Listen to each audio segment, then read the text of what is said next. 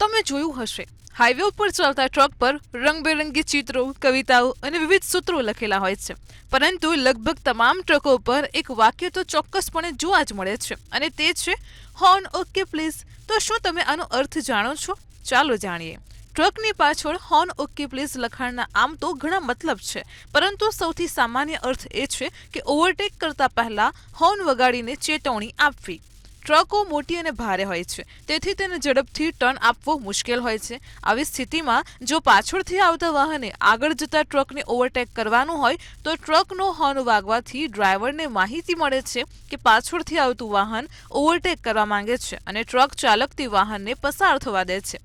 અને બીજું કારણ એ છે કે જૂના જમાનામાં મોટાભાગના રસ્તાઓ સાંકડા હતા અને વાહનોને એકબીજાથી આગળ નીકળી જવા માટે બહુ ઓછી જગ્યા હતી, જેના કારણે અકસ્માત થવાનું પણ જોખમ હતું. આવી સ્થિતિમાં મોટી ટ્રકોની પાછળ હોર્ન ઓકે પ્લીઝ લખેલું હતું અને ઓકેની ઉપર એક બલ્બ પણ હતો.